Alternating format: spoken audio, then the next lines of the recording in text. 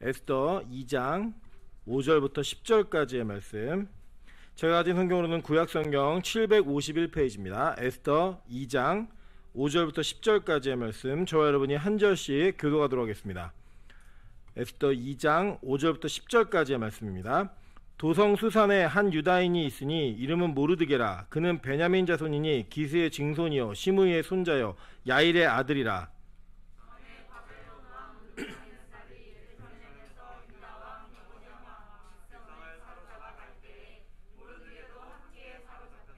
그의 삼촌의 딸 하다사 곧 에스더는 부모가 없었으나 용모가 곱고 아리따운 처녀라. 그의 부모가 죽은 후에 모르드게가 자기 딸같이 양육하더라.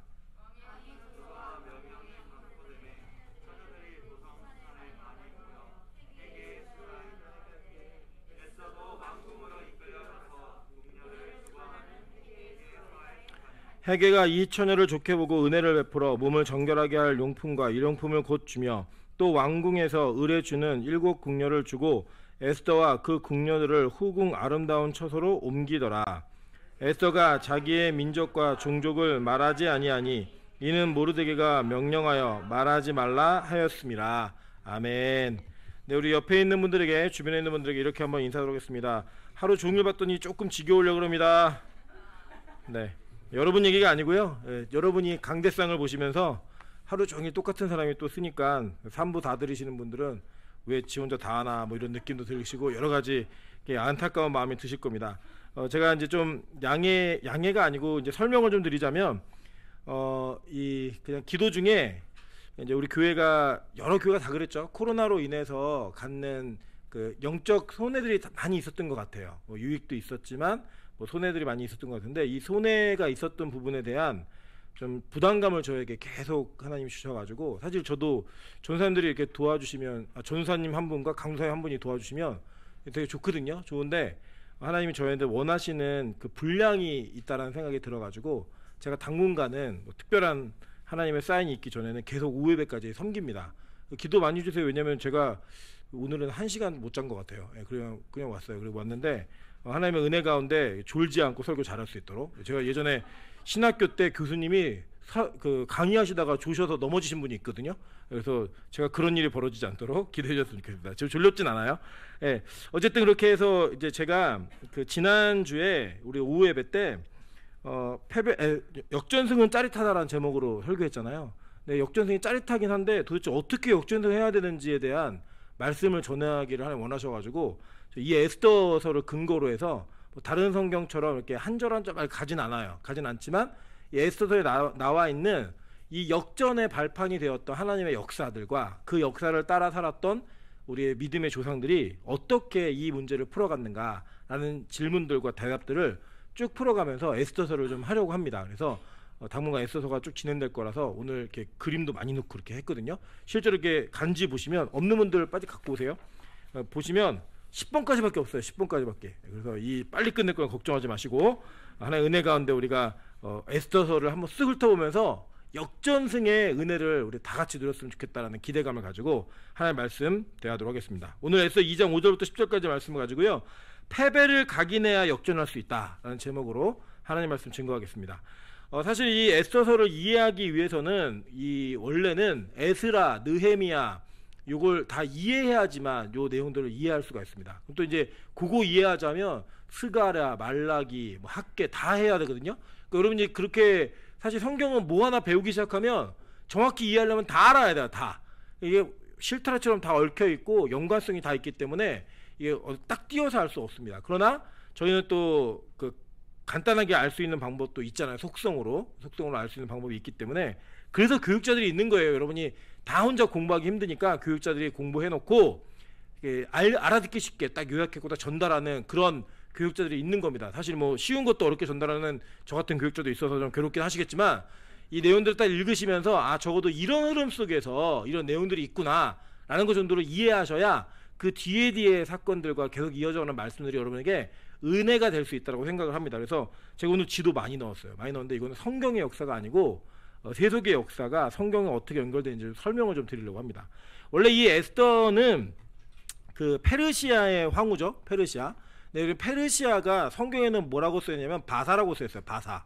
그러니까 메데 바사 이렇게 써 있죠. 예, 그렇게 써 있는 것 중에 바사라고 이름하는 것이 이제 페르시아입니다. 왜냐면 바사왕 초대왕을 잘 아시거든요. 누구냐면 고레스예요. 고레스. 그 성경을 그냥 들어는 보셨죠. 고레스의 이름을. 예, 이제 그 세속역사에는 키루스라고 얘기하는데 이 고레스라고 하는 왕이 이 바사 즉 페르시아를 세워요.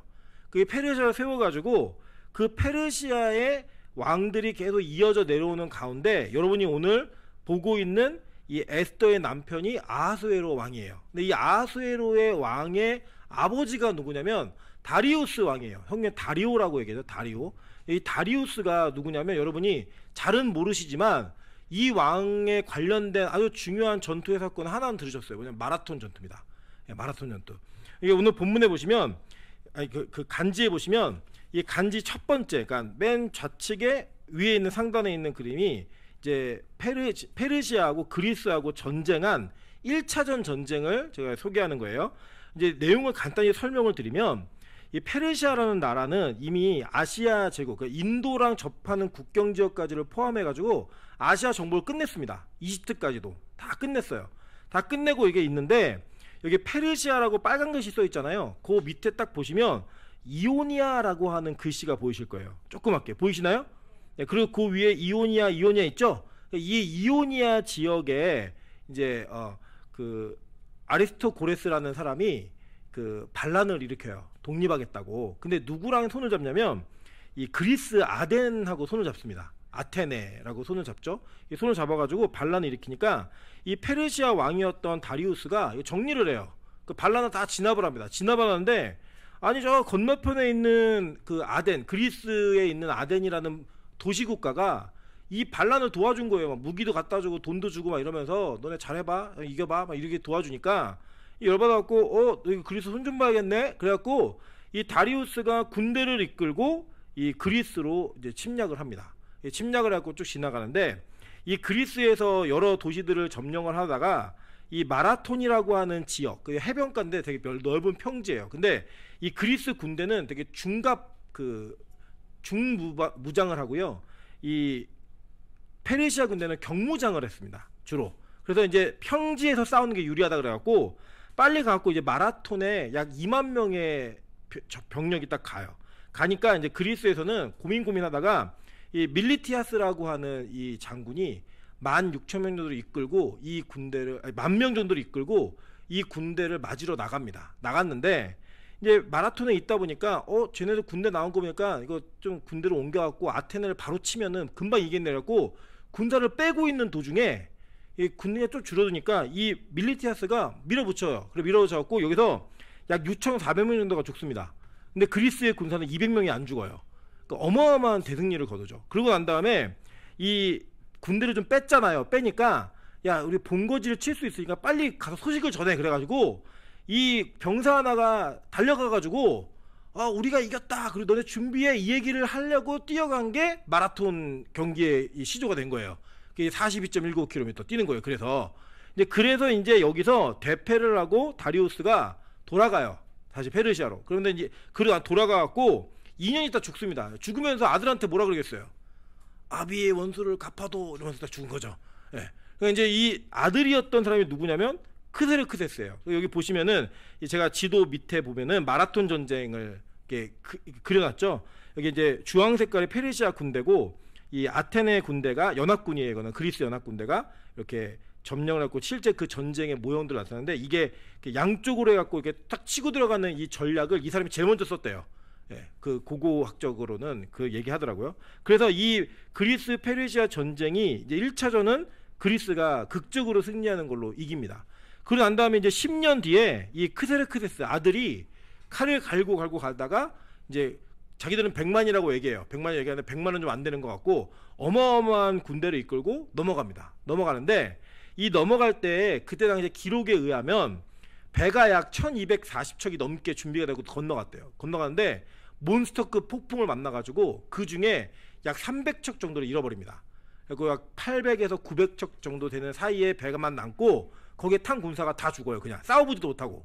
그래갖고 이제 그 군대가 야 지난번에 우리가 해변으로 갔다가 졌으니까 한쪽은 해변으로 가고 한쪽은 이렇게 육지로 가자. 그래갖고 육지로 간 군대가 가니까 이 동그라미 2개 보이시죠? 두 번째 지도에 2개. 그 위에 동그라미가 테르모필레라는 협곡이에요. 그 밑에 있는 지도 그 그림 하나 보이시죠? 이게 영화 300에 있는 장면을 그냥 캡처해 온 거예요. 원래 이렇게 안 생겼어요. 그냥 그게 이해하기 쉬우시라고. 그래서 여기에서 실제로는 300명이 막은 게 아니고요. 약 1,400명 정도가 이 협곡을 점령해 가지고 진짜 여기서 이제 딱 막고 그 전쟁을 일주일을 늦춥니다.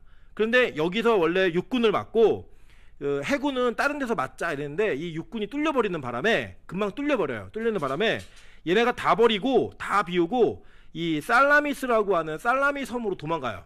예, 도망가가지고 거기에서 준비를 합니다. 어떤 준비를 하냐면 해상전을 해야 된다.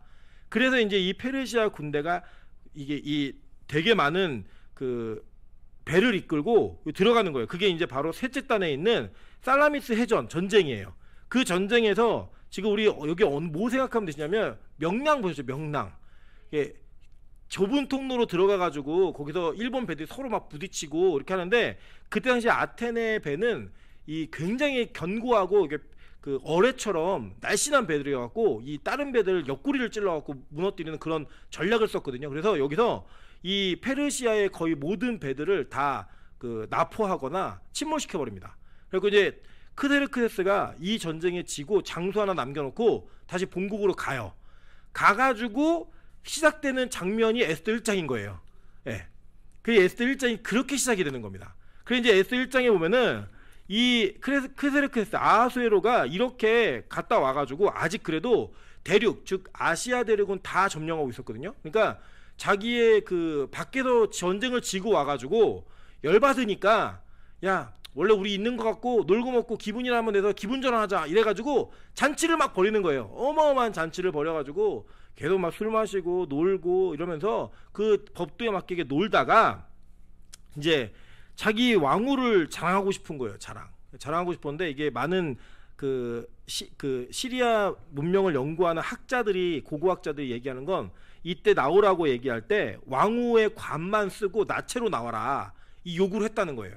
술 기운에 그냥 안 나가요. 안 나가니까 이제 밖에서 일도 안 됐는데 이제 아내까지 말을 안 들으니까 최면이 안 쓰잖아요. 그래갖고 신하들이 막 자극을 합니다. 어떻게 자극하냐면 이거 이렇게 놓으면은 우리 이 나라의 남자들 다 권위가 무너지니까 손봐야 됩니다. 폐위시켜 버리십시오. 그 폐위를 시켜요. 그 폐위를 시키면 원래 이 페르시아는요 그 명문 가문이 7가문이 있어요. 그 중에 아내를 취해야 돼요. 근데 아주 산뜻한 제안을 하는 거예요. 그러지 말고 우리 미인 대회를 벌입시다. 그리고 이 미인 대회를 통해서 진을 뽑아서 이 진을 당신의 아내로 맞으면 어떨까요? 얘기하니까 뭐 사실 미인을 싫어하는 남자가 어디 있겠어요, 그죠? 미인을 싫어하는 남자가 없어요. 저 말고는 없기 때문에 이 미인을 싫어하는 남자가 없는 이 상황 속에 최근석이도 굉장히 많이 비웃으시네요. 예. 이 아하수에로가 이 잔치를 벌리는데 1년 동안 이 모은 여자들 이게 유세비우스가 썼던 내용에는 아니 요세푸스가 썼던 내용에는 400명 정도라고 얘기해요. 이 400명 정도를 모아가지고 이 1년 동안 진짜 신부가 될 수 있는지 이거 체크를 하는 장면이에요. 그때 이제 누가 들어가느냐? 이제 에스더가 그 중에 한 사람으로 들어가는 거예요. 예, 그게 이제 이 에스더서를 이해하기 위한 전작의 내용입니다. 근데 요 전에 고레스 왕이 1차 이게 페르시아를 세운 왕이라고 얘기했잖아요. 이 고레스 때 무슨 일이 있었냐면 고레스 왕이 이스라엘 그 유다인들 잡혀온 포로들에게 니들 집에 가고 싶으면 집에 가라고 얘기한 거예요. 왜 그랬냐? 사실은 이 페르시아가 바벨론을 무너뜨렸어요. 바벨론을 무너뜨리고 나라를 세웠는데 이 바벨론이란 나라는 어떤 정책을 펼쳤냐면 그 지역에 있는 점령 지역의 왕족과 귀족들을 잡아다가 자국에서 교육을 시켜요. 그리고 유학을 시킨 다음에 다시 믿을 만한 애를 그 나라로 보내요. 그래서 거기 통치를 삼는 거예요. 그러니까 즉 미국에서 유학하고 온 사람은 미국 문화 되게 좋다고 얘기하거든요.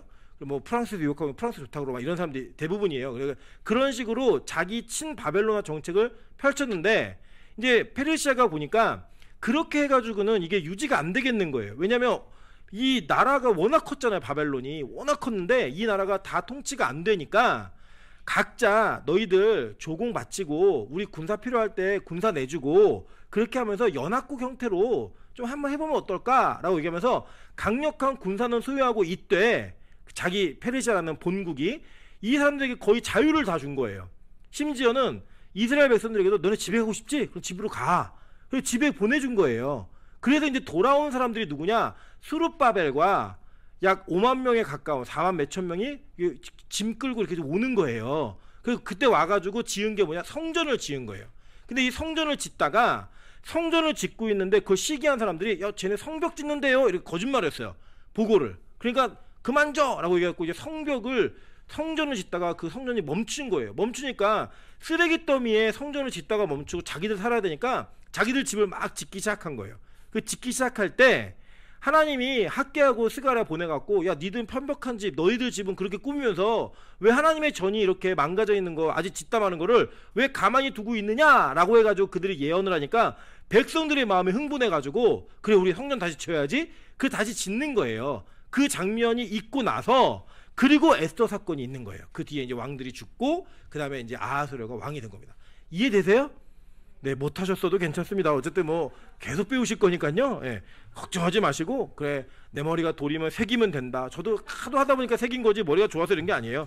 어쨌든 그렇게 이 나라의 역사가 출발이 되면서 에스더라는 사람이 그렇게 등장을 합니다. 그런데 이제 이걸 중요하게 보셔야 돼요. 이들이 잡혀 있었던 페르시아 왕 그리고 페르시아라는 나라는 그 전신이 바벨론이에요. 그냥 통째로 그냥 먹었어요. 사실은 이 바벨론의 나라는 되게 강력한 나라였는데 70년 만에 망해버려요. 그냥 100년을 못 가고 쑥 망해버립니다. 그거를 그냥 먹은 건데 이 바벨론은 어떤 나라였냐면 이 이스라엘을 남유다죠. 그러니까 남유다에 있는 이 사람들을 포로로 잡아온 나라예요. 근데 이게 성경에 예언이 되어 있었어요. 자 볼게요. 1번입니다. 왕하 20장 16절부터 21절인데요. 이 내용을 먼저 좀 간단히 요약을 해드리면 그래 일찍 끝나니까 간단히 요약을 해드리면 히스기야가 죽을 병거다 났잖아요. 나니까 그때 이제 놀랬던 거예요. 왜 놀랬냐면 히스기야가 다스리 통치하고 있는 이 남유다는 이 아수르라는 나라를 절대 이길 수가 없었어요. 그러니까 바벨론 전에 이 세계의 주인이 아수르예요. 그러니까 아수르, 바벨론, 페르시아예요.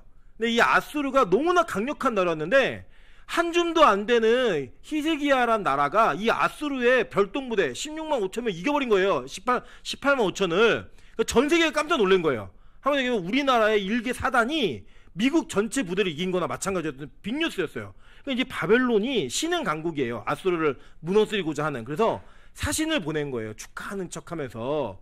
그랬더니 이 히스기야가 막 흥분해가지고 자기네 곡간이랑 뭐 병고 기고를 다 보여줘요.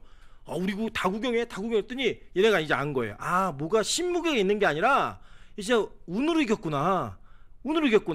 그러니까 이걸 경험한 것을 이렇게 한 걸 본 이사야가 히스기야한테 가서 대화하는 장면이에요. 그 대화 내용이 뭐냐면 네 몸에서 나는 아들 중에서 사로잡혀갖고 바벨론 왕궁의 환관이 될 거다. 이렇게 얘기를 한 거예요. 그리고 이제 그렇게 됐으면 히스기야가 울며불며 매달려야 되잖아요. 근데 이 히스기야가 이게 언제 이유냐면 죽었다가 살아난 이유예요. 목숨이 죽었다가 살아난 이유. 그러니까 그냥 나 살면 돼. 나 때에만 일 안 일하면 되지. 뭐 이런 마음으로 대답을 하고 난 다음에 그가 누굴 낳느냐? 므낫세를 낳아요.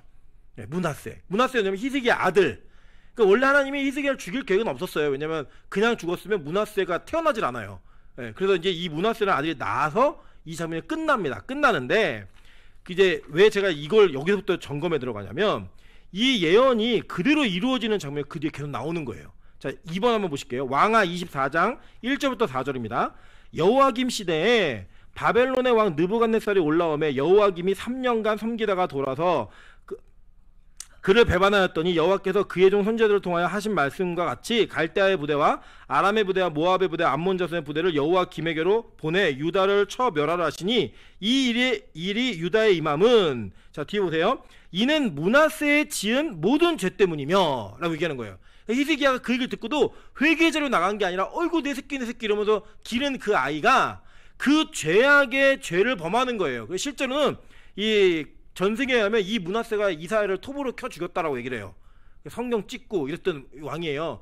그 왕의 죄 때문에 이 일이 벌어진 거예요. 그러면서 이 피가 이 무죄한 자의 피를 흘려 그 피가 예루살렘에 가득하게 하였습니다. 여호와께서 사하시기를 즐겨하지 아니하시니라 라고 얘기해요. 이게 바로 BC 605년에 있었던 사건입니다. 이게 바로 1차 포로로 끌려가는 장면이에요. 이때 누가 끌려가? 다니엘, 이 에스겔 이런 사람들 끌려가는 거예요. 이때 그들이 이제 이 패배를 경험하게 됩니다. 두 번째, 왕하 24장 8절부터 17절입니다. 그 다음에 여호와김 다음에 여호와긴이 왕이 돼요. 이름이 비슷하죠, 그죠? 여호와김과 여호와긴이 있어요. 이게 긴이 뒤에요. 김이 먼저고 긴이 뒤에요. 어디 가나 김씨가 좀 문제인 것 같은데 이게 아닌가요? 긴 이렇게 있는데 여호와긴이 왕이 돼가지고 18살 때 왕이 됐는데 석 달을 다스려요. 근데 여호와긴이 아버지의 모든 행위를 따라서 여호와 보시기에 악을 행합니다. 이 악을 행하고 나니까 뒤에 이제 느부갓네살이 또 올라와요. 또 올라와가지고 뭘 했냐면요, 중간에 굵은 글씨만 볼게요. 그가 여호와의 성전의 모든 보물과 왕궁의 보물을 집어내고 또 이스라엘의 왕 솔로몬이 만든 것 곧 여호와의 성전의 금그릇을 다 파괴하였으니 여호와의 말씀과 같이 되었더라. 그가 또 예루살렘의 모든 백성과 모든 지도자와 모든 용사 만명과 모든 장인과 대장장이를 사로잡아 가매 비천한 자 외에는 그 땅에 남은 자가 없었더라. 그러니까 즉 기술자를 다 데려가요. 이게 바로 2차 포로예요. 끌려가는 거예요. 2차로 포로로 끌려갈 때 다 갖고 용감해서 싸움할 만한 사람은 다 데려가는 거예요. 다 데려가고 천민들만 남아있는 거예요. 그러고 난 다음에 누구를 그 왕으로 삼냐면 시드기야라고 하는 마지막 왕을 세워놓고 이제 다시 바벨론으로 돌아가요. 느부갓네살이. 그리고 난 다음에 이제 왕하 25장 1절부터 7절이에요. 시드기야는 누구냐? 남유다의 마지막 왕이에요.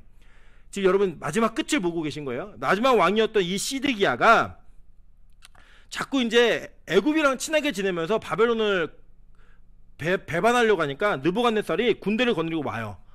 이게 안 되겠네 이러고 와가지고 그때는 이제 도망가요. 시드기야가 도망가는데 그거 잡혀요. 잡혔는데 어떻게 하냐면 느부갓네살이 그 여러분 다니엘 사건만 기억하시니까 느부갓네살이 그 벌거벗은 임금님 같은 그런 착한 사람처럼 보이잖아요. 시드기야를 어떻게 했냐면 눈으로 보는 앞에서 자식들을 쳐 죽이고요. 눈을 뽑아요. 네. 그리고 포로로 끌고 가요. 네. 그게 이제 그 뒤에 장면인 거예요. 맨 뒤에 보시면 그들이 시드기야의 아들들을 그의 눈앞에서 죽이고 시드기야의 두 눈을 빼고 놋사슬로 그를 결박하여 바벨론으로 끌고 갔더라. 이게 BC 586년, 즉 남유다가 망하는 시기예요. 그러니까 즉 히스기야에게 이사야가 예언한 모든 것들이 그대로 다 이루어졌어요. 그죠? 그리고 실제로 이 모르드게라는 오늘 인물이 소개됐잖아요. 이 모르드게가 나중에 이제 보시면 아하수에로를 독살하려고 했던 사건의 내시들을 고발함으로써 그가 그것 때문에 칭찬받는 일이 벌어져요. 그래서 많은 학자들이 왜 모르드게가 그 장면 속에 그 음성을 들을 수 있었을까? 이거를 추측하고 결론 내리는 건 뭐냐면 모르드게가 환관이었던 거예요. 네. 그래서 여기 보시면 모르드게 원래 에스더 사촌 오빠거든요. 그러니까 자기 삼촌 딸을 이렇게 돌봤던 사촌 오빠인데 그 자식이 없이 자식처럼 에스더를 기른 거예요. 그러니까 즉 아까 여기 보시죠. 제가 이거 왜 환관인 걸 강조하냐면 왕하 20장에서 히스기야에게 이사가 예언할 때 네 자손들 다 포로로 끌려갈 거고 환관될 거다 라고 얘기했던 그 모든 일들이 다 이루어진 거예요. 네. 그래서 이 사람들은 지금 자기들이 하나님 앞에 잘못한 것들, 죄를 지어서 당한 모든 사건을 눈앞에서 현실로 보고 있었던 사람들이에요. 그 중에 그 한 사람이 누구였냐면 다니엘이었던 거예요. 다니엘. 근데 이 다니엘이 그 상황과 사건을 직시하고 그가 깨달으면서 결단하는 내용이 뭔지 이제 지금부터 보도록 할게요. 에레미야 29장 10절에 보면요, 에레미야가 너네들 망할 거야 라고 예언을 하면서 시드기야에게 야 니네 망해, 그러니까 성문 열고 항복해 라고 얘기를 해요. 항복하면 성전 안 파괴되고 너 안 죽고 너네 그냥 포로로 끌려갔다가 70년만 다시 올 거야. 그러니까 성문 열고 항복해라 라는 얘기를 계속합니다. 여러분의 선제가 얼마나 어려운 거냐면요, 성이 전쟁을 하겠다고 다 문을 굳게 닫고 사람들이 결의를 다지고 있는데 선지자가 무슨 얘기냐면 성문 열고 항복하라는 거예요. 하나님이 니네 맡겼기 때문에 70년 동안 앞으로 포로 생활해야 되니까 성문을 열고 항복을 해라. 그래야 너는 안 죽어. 이걸 계속 외치는 거예요. 그러면 나라적으로 볼 땐 뭐예요? 매국노잖아요. 매국노 완전히. 그러니까 이 다른 선지자가 무슨 소리야 2년이면 돼 라고 얘기하니까 뭐 다 사람들이 그쪽으로 가죠. 여러분들 생각해 보세요. 여러분 앞으로 10년 동안 고난이 있을 겁니다 라고 얘기하는 목사하고 여러분 10달이면 끝납니다 라는 목사가 누구한테 가겠어요? 누구 더 되게 좋겠어요? 그래갖고 이제 막 그때 고난당하는 그런 모습이 있는 거예요. 근데 에레미야가 분명히 예언을 해요. 29장 10절에 여호와께서 이와 같이 말씀하시니라. 바벨론에서 70년이 차면 내가 너희를 돌보고 나의 선한 말을 너희에게 성취하여 너희를 이곳으로 돌아오게 하리라. 약속을 하셨어요. 그러니까 에레미야 이거 믿으면서 얘기한 거예요. 이거를요, 다니엘이요 끌려가서 이 끌려간 장소에서 결단합니다. 무슨 결단을 하냐면 이거예요. 우리 조상들이 우리의 믿음의 아버지 부모가 잘못을 해서 우리가 망했다. 내가 다시는 더 잘못할 수 없다. 그 결단을 해요. 그래서 요구한 게 뭐냐면요, 그가 뜻을 정하여 왕의 음식과 그가 마시는 포도주로 자기를 더럽히지 아니하는 거예요. 이게 뜬금이 툭 튀어나온 얘기 아니라 이 어린 아이가 자기의 집안과 나라가 완전히 하나님 앞에 풍지박살 나는 걸 보면서 내가 이 대에서 끊어야겠다. 이 하나님의 분노를 끊어서 이걸 끊어내지 않으면 나에게 더 이상 미래는 없다. 우리나라는 그 고민을 가지고 그가 결단하는 거예요. 내가 왕의 진미로 나를 더럽히지 않겠다. 결단합니다. 그리고 그 사드락과 메삭과 아벳느고라는 친구들이 있었잖아요. 그 친구들도 다니엘이 없었던 장소에서 금신상을 세워놓고 우상숭배를 강요받아요. 그때 안 한다 그래요. 그러니까 풀무불을 뜨겁게 놓고 던진다 그랬더니 하나님이 우리를 구원할 거다라고 얘기한 뒤에 그리 아니하실지라도 왕이여 우리가 왕들의 신을 섬기지도 아니하고 왕이 세우신 금신상에 절하지도 아니할 줄을 아옵소서 라고 얘기해요. 이 대상자가 누구냐면 이게 느부갓네살이에요. 전 세계를 제패한 그 왕 앞에서 나 다시는 못합니다. 근데 우리가 여기 어떻게 왔는지 아세요? 우리가요 우상숭배하고 범죄하고 잘못해서 개박살 나갖고 여기 온 거예요. 내가 죽는 한이 있어도 구원을 못 받아도 다시는 일하지 않겠습니다 라고 세계 최고의 왕 앞에서 이 얘기를 당당하게 하는 거예요. 일개 포로들이. 이게 그들의 결단이었어요. 이 결단이 누구에게 지금 나타나는 거냐면 모르드게에게 나타나는 거예요. 에서 3장 2절부터 4절에 보시면 이 모르드게가 강요를 하나 받는데 뭘 강요받냐면 이 하만이라고 하는 그 아각 왕의 사람에게 절하는 것을 강요를 받습니다. 근데 모르드게가 꿀지도 아니하고 절하지도 아니하고 거절을 해요. 그럴 관계가 아니에요. 그랬더니 묻는 거예요. 야 너는 왜 모르드게한테 절 안 해? 하만한테 절 안 해요. 그때 모르드게가 난 유다인이야 얘기를 해요. 근데 여러분 이 유다인이라는 게 자랑하는 게 아니었어요. 왜냐? 오늘 본문 읽으셨지만 에스더가 자기의 민족과 종족을 말하지 않았다고 얘기해요. 근데 왜 말 안 했냐면 뭐 때문에 말 안 했냐 했더니 이 모르드게가 에스더한테 너 말하지 마. 절대 말하지 마 라고 계속 강요한 거예요. 교육을 한 거예요. 그러니까 말 안 했어요. 왜 말을 안 했는가 여러 가지 추측할 수 있지만 저는 개인적으로 묵상하면서 두 가지를 잡았어요. 하나는 뭐였냐면 하나는 이 뒤에 보시면 이 페르시아에 있는 여러 민족들이 유다인들을 별로 안 좋아해요. 네. 죽이자 그럴 때 다 동의해요. 막 좋아하고 오히려 그랬을 때 그래갖고 이 죽이자고 하는 그 위협으로부터 자신을 보호하기 위해 말을 하지 않았을 것이다. 한 가지. 또 한 가지 뭐냐면 원래는요 하나님이 너희들 70년 만에 돌아올 거다라고 얘기하셨잖아요. 그때 이 돌아간 장면은 지금 에스더 사건이 있기 훨씬 수십 년 전이에요. 그러니까 얘네 먼저 진짜 돌아갔어야 되는 사람들이에요. 근데 안 돌아가고 여기 남아있었던 거예요. 그러니까 원래 자기들의 신분과 자기들의 약속에 의지하면 어떻게 해야 되는 사람들이 이 사람들은 예루살렘으로 돌아가야 되는 사람들이라고요. 근데 안 돌아갔으니까 그 안 돌아간 신앙적인 부끄러움 때문에 너 유다인이라고 말하지 마 얘 얘기를 한 거예요 지금. 그런데 그 안에 자기 신앙에 대한 절개, 자기들의 민족이 어떻게 망했는지 왜 여기까지 왔는지 모르게 너무 잘 아는 거예요.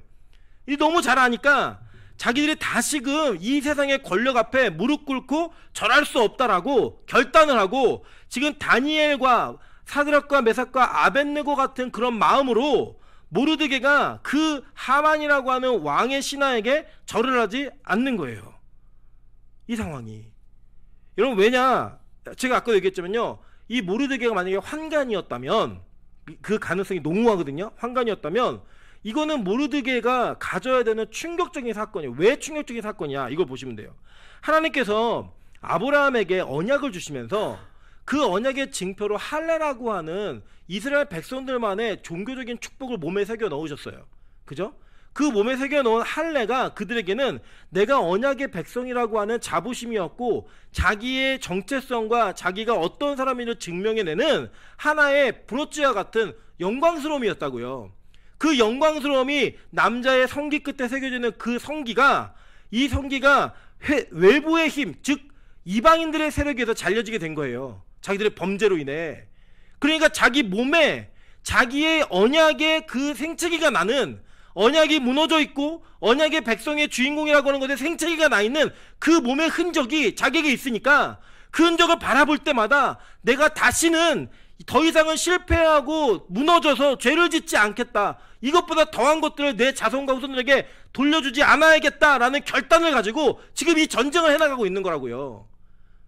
여러분, 그래서요, 패배를 각인한 사람은요 역전할 수 있지만 패배를 쉽게 잊는 사람은 절대 역전할 수 없습니다.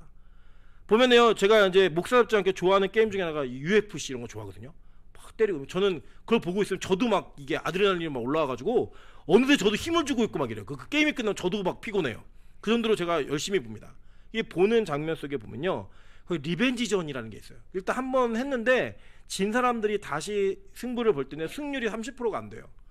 근데 이 사람들이 어떻게 이기냐면요, 졌던 사람들이 그 사람을 다시 만나서 이 사람을 꺾기 위해 자기가 졌던 패배의 장면과 영상을 수천 번 돌려본대요. 수천 번. 이기기 위해서. 그래, 내가 어떻게 졌지? 내가 왜 졌지? 여기서는 왜 내가 앞발을 내뻗었을까? 내가 여기서 가드를 올리지 않았을까?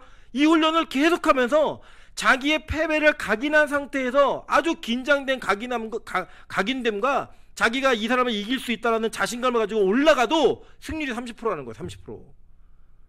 여러분, 우리가요 이 땅에 살면서 죄에 무너지고 계략에 무너지고 마귀에게 발목 잡혀 우리의 무너진 인생 현적들이 너무나 많잖아요. 여러분의 이력에도 있고 여러분의 육신의 건강에 여러분의 삶의 흔적 가운데 나의 잘못으로 인한 각인할 수밖에 없는 죄의 흔적들이 더덕더덕 붙어 있어요. 근데 우리 그거 보면서요 기도 안 해요. 그거 보면서 여전히 또 그 일을 만나면 또 그 사건과 대면하면 넘어질 수밖에 없는 안일함을 우리 안에 취하고 있더라는 거예요.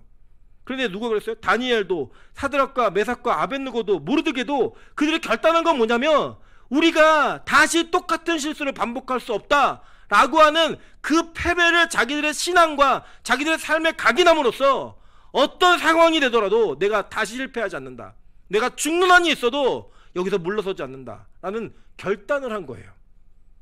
그 결단이 하나님의 은혜가 내려오는 통로가 되었고 하나님의 기적을 맛보게 되는 통로가 되었다라고 오늘 성경은 증거하는 겁니다. 여러분 생각해 보세요. 어떻게 왕의 진미와 좋은 것들을 먹지 않은 자가 그 당시에 박수와 술객보다 10배나 지혜가 뛰어난 사람이 되었겠어요? 타고난 천재. 여러분, 이 당시에 모은 왕족과 귀족들을 머리 좋은 애들은요 전 세계 수들을 다 갖다 모아놓은 거예요. 그렇게 모아놓은 사람들 중에서 하나님의 기적이 임한 그 은혜의 통로가 뭐였냐면 그가 다시는 내가 지지 않겠다라는 결단, 그거 붙든 거예요. 여러분, 마귀가요 얼마나 지혜롭고 얼마나 계략이 있냐면요, 우리가 뭐가 약점인지 다 알아요. 우리도 알잖아요 스스로. 그 약점을 건드려요. 그래서 얘는 경제적인 문제만 건들면 신앙이 흔들리는 애야, 얘는 건강만 건들면 신앙이 흔들리는 애야, 얘 이성 문제만 건들면 신앙이 흔들리는 애야, 다 알아요. 여러분 있잖아요, 우리 다 공개하잖아요. 다 아시잖아요 스스로. 근데 그 약점을 결단하지 않는 거예요. 각인하지 않는 거예요. 내가 이거 약하지, 이거 지잖아, 안 돼. 내가 다시는 이것 때문에 또 무너질 수 없어. 그 어려운 시간과 고통스러운 순간을 또 할 수 없어.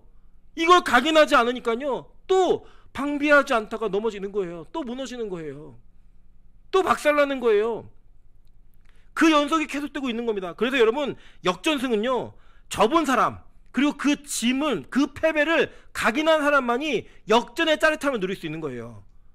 여러분, 저는요 우리 빛과소금 교회 그리고 이 한국교회가 패배했다고 생각합니다. 뭐에 패배했느냐? 다른 거 아니에요. 그냥 우리는 이 땅의 문화 속에, 이 땅의 흐름 속에 패배되었어요. 예전에는요 코로나 때문에 예배 못 드리는 그것을 우리가 크게 어렵게 생각하지 않았습니다. 왜냐? 금방 끝나면 다 돌아올 거라고 믿었기 때문에. 그래서 그런 시간 속에서 설문조사를 해도요 거의 60% 이상이 그래도 교회에 모여서 예배를 드려야 된다, 이게 끝나면. 다 그렇게 됐어요. 이 시간이 생각보다 길어졌어요. 어마어마 길었죠. 2월달부터 그랬으니까 계속 길어진 거죠. 길어지고 나니까요 이제는 설문조사를 하면요 굳이 예배를 모여드려야 될 필요가 없다라는 그런 의견이 50%가 넘어요. 무너진 거예요. 진 거예요. 저는 코로나 동안에 우리가 예배 안 드리고 잘 안 모인 거를 잘했다라고 생각합니다. 그거는 당연히 해야 되는 일이에요. 그런데 우리가 그 과정을 겪으면서 우리 마음 가운데는 예배를 사모하는 마음과 언제든지 상황이 허락되어지면 빨리 가서 예배해야겠다라는 그 갈급함이 우리 안에 있었어야 해요. 살아 있었어야 해요. 근데 빛과 소금 교회만 얘기하는 게 아니라 다 무너졌습니다. 지금요 여러분, 뭐 맛집이고 뭐 놀러 다니고 꽉꽉 차가지고요 사람이 어마어마하게 많아요. 맛집만 가도요, 앉을 자리가 없이 앉아서 다 마스크 벗고 밥 먹고 다 합니다. 근데요, 교회를 가자고 하면 코로나 때문에 안 된대요. 그리고 코로나 때문에 못 나온대요. 그게 우리 그럴 수 있는 분들 계세요. 아주 특수한 업종에 있거나 아이들이거나 자기 건강이 너무나 연약한 분들은 그렇게 조심하셔야 돼요. 제가 그거를 비난하는 게 아니에요. 근데 그러면서도 아, 내가 정말 예배 드려야겠다, 내가 정말 가고 싶다라는 불붙는 마음이 있어야 되는데, 그 마음이 사그라진 거, 이게 뭐냐, 우리가 패배를 각인한 거예요. 패배를 그냥 패배를 경험한 거예요. 그냥. 근데 여러분 그 정도 됐으면 아, 이게 안 되겠다, 내가 이제 일어서야지, 내가 다시 불끈 일어서서 예배가로 나아가야지, 주님 앞에 엎드려야지 라고 하는 우리 안에 결단이 있었는데 그게 없고요. 심지어는 여기 와 있음에도 불구하고 이 시간이 너무 힘든 거예요. 이제 집에서 그냥 TV로 방청하면서 예배드렸던 시간이 너무나 좋은 거예요. 여러분, 저도 솔직히 고백하자면 제가 이 교회 부임했을 때 교육자 저 혼자였잖아요. 저 혼자서 제가 새벽기도, 수요예배, 금요철야, 뭐 주일 1부, 2부, 3부 뭐 다 했습니다. 제가 혼자 다 할 때 한 번도 힘들다라고 느낀 적이 없었고요. 우리 전사님도 오셨을 때도 저는 다 하고 싶었지만 저분들을 위해서 제가 설교를 좀 비워줘야겠다 이런 마음으로 제가 비워드려서, 진짜 진심이에요. 그거는. 그랬는데요, 요 근래에 제가 왜 설교를 계속해야겠다고 생각했냐면, 제가 두 분이 있는 게 너무 안심이 되는 거예요. 안 해도 되니까, 내가 편하니까. 여러분, 뭐 요새 임철 목사 3번이나 하네. 원래 3번 했어요. 원래. 네. 원래 3번 했다고요. 그 제 안에 저분들에게 기회를 주기 위해 나누자가 아니고 내가 내 짐을 덜어야겠다는 생각이 제 안에 있었던 거예요. 하나님이 얼마나 회개를 시키고 책망하시는지, 아, 이건 아니구나. 그래, 뭐 저분들이야 죽도 사는데 제가 살아야죠. 그래서 뭐 너네 쉬어라, 쉬고 내가 다 한다고. 그래서 제가 다 하는 거예요. 그냥 제가 이 마음이 바뀔 때까지, 원래 마음으로 돌아올 때까지 제가 다 할 거예요. 욕심이 많아서가 아니고요, 못해도 하나님을 향한 열심을 다시 회복하겠다는 그 마음, 딱 그거 하나예요. 그 지루해도 참으세요. 어쩔 수 없어요. 다 제가 살아요. 여러분도 살죠. 담임 목사가 죽은 교회는 여러분 반드시 죽습니다. 네, 제가 일단 살아야 돼요. 저기 기도해 주세요. 하나님, 처음에 마음이 회복되어서, 처음에 여러분 설교 얼마나 많은데, 눈 뜨면 설교였는데, 요새는 아, 오늘은 누가 하지, 이 마음이 드니까 막 교회 오는 것도 힘든 거예요. 2시간까지 가야 되나, 나도 안 아프나, 막 이런 생각이 들고, 나도 화상 예배 드려야지, 막 이런 생각이 들고 막 이런 거예요. 제가. 네, 타락했죠. 네. 저희 아내는 이걸 눈치채고 계속 저한테 얘기한 거예요. 왜 담임 목사에게 설교를 안 해? 왜 담임 설교? 저는 항상 디펜스로, 야, 저 후배들 위해 기회를 주는 거야. 그랬지만 저는 알았거든요.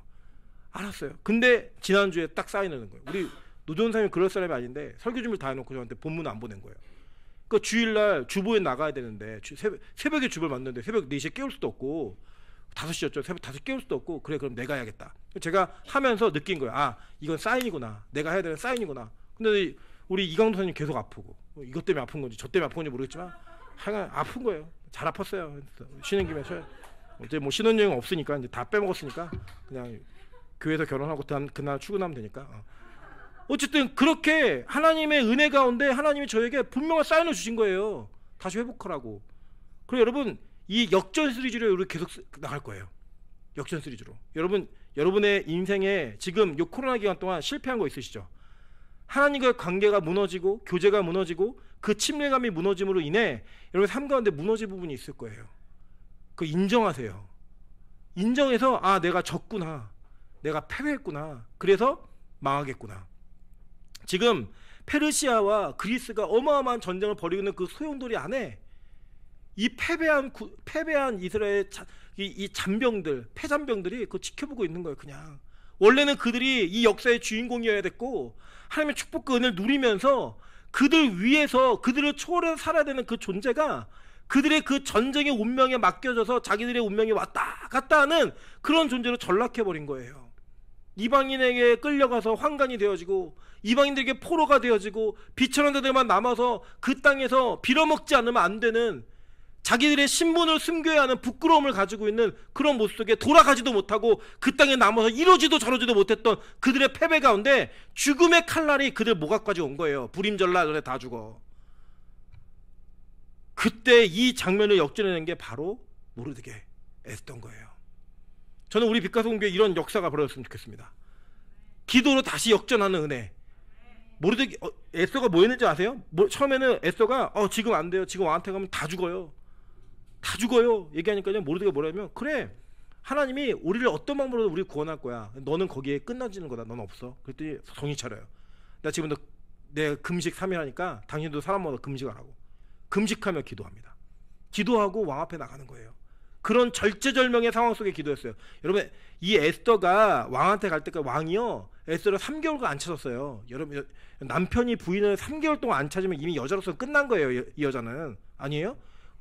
우리는 1대1이지만 여기는 여자가 얼마나 많은데 이 왕은 끝난 거예요. 근데 그 여자가 3일을 굶으니까 예뻐졌어요. 자매들 아시겠죠? 3일을 굶으니까 소개팅 있다 그러면 금식기도 하는 거 3일. 그리고 나가봐요. 그렇게 청순하세요. 막 이런 말 듣는다니까요. 예뻐졌어요. 그 목숨 걸고 나가서 기도한 거예요. 우리 다시 여기서 밀리면 더 갈 데 없다. 그리고 이 에스더 사건 이후에 2차 지난 시간에 봤죠. 2차 포로 기한이 이루어지는 거예요. 그게 바로 그들. 근데요, 보세요. 이 하나님이 너네 70년 지나면 돌아올 거야 라고 얘기하셨잖아요. 그죠? 그 얘기한 거를요, 다니엘이 이 에레미의 서책을 발견해요. 그게 다니엘 9장이에요. 9번 한번 보세요. 다니엘 9장 1절부터 3절입니다. 메대족속 아하수에로의 아들 다리오가 갈대아 나라 왕으로 세움을 받던 첫 해, 곧 그 통치 원년에 나 다니엘이 책을 통해 여호와께서 말씀으로 선지자 에레미야에게 알려주신 그 연수를 깨달았나니 곧 예루살렘의 황폐함이 70년 만에 그치라 하신 것이니라. 내가 금식하며 베옷을 입고 죄를 덮어쓰고 주 하나님께 기도하여 간구하기를 결심하고. 여러분 잘 보세요. 하나님이 약속하셨죠. 에레미야 29장 10절에 야 니네 돌아올 거야 70년 만에. 근데 그 책을 다니엘이 본 거예요. 70년이나 써있네? 그러면 우리 같았으면 어떻겠어요? 아싸 이제 70년 몇 년 안 남았으니까 우리 좀 놀고 먹자. 이제 다 끝났네. 그죠? 그런 마음 드시겠죠. 근데요 다니엘은요 그걸 딱 보자마자 기도해야겠다. 이 70년의 꽉 참이 반드시 이 포로 생활의 끝이 되도록 기도해야겠다. 그리고 엎드리기 시작하는 거예요. 에스겔 36장 36절부터 37절 이렇게 얘기합니다. 너희가 사방에 남은 이방 사람이 나 여호와가 무너진 곳을 건축하며 황폐한 자리에 심을 줄을 알리라. 나 여호와가 말하였으니 이루리라. 주 여호와께서 이같이 말씀하셨느니라. 그래도 이스라엘 족속이 이같이 자기들에게 이루어 주기를 내게 구하여야 할지라. 아멘.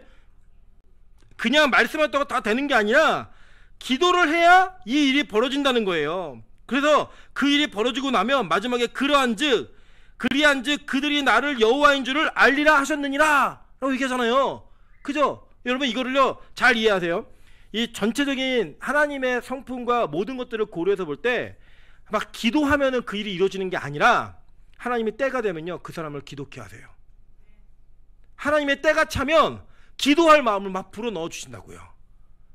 여러분 지금 이 코로나 기간 때문에 무너진 영적인 데미지가 있었던 무너졌던 부분들 있잖아요. 그게 회복되려면 여러분에게 이 말씀을 들으면서 막 기도할 마음을 부리뜨게 하실 거예요. 이게 없다. 아직 때가 안 된 거예요. 더 프로 생활 하셔야 돼요. 근데 여러분이 나는 이 프로 생활 지겨워. 나 삶의 기쁨도 없고 즐거움도 없고 옛날처럼 사는 거 나 지긋지긋해서 다시 나고 싶지 않아 라고 하면 마음에 막 불이 붙어야 돼요. 하나님 나 기도하게 해주세요. 내게 기도의 영을 부어주세요. 내가 금식이라도 하고 내가 철야라도 해서 이 상황을 좀 역전하고 싶으니까 하나님 나에게 기도할 수 있는 힘을 좀 불어넣어주세요. 다른 거 아닙니다. 저는요 예전에는 제가 기도 안 하고 뭐 예배 안 드리고 그러면 막 쫓아다녔어요. 전화하고 쫓아다니고 끌고 다니고 이러면서 나와 계속 그랬는데요 안 되더라고요. 사람의 힘으로 할 수 있는 게 아니에요. 그러다가 하나 얻어 걸리면 야 너 나 때문에 기도하는 거다 이렇게 얘기하면서 제 의만 자꾸 높아지더라고요. 그래서 제가 조금 목회를 하다 보니까요 아니에요. 하나님이요 때가 되잖아요. 저는 별거 안 했는데 자기가 혼자 변해요. 자기가 기도해요. 저는 항상 똑같이 설교하거든요. 똑같은 거의 1시간 계속 똑같이 지루하게 설교하는데 뭐 어떤 사람은 그래요. 오늘 설교 너무 은혜가 됐대요. 뭘 은혜가 돼요? 똑같았어요. 자기가 변하니까 오늘 설교 은혜 되는 거지. 자기의 때가 되면 그 때에 맞춰서 가는 거예요. 그래서 저는 강요하지 않아요. 절대 뭐 이렇게 해라 저렇게 해라.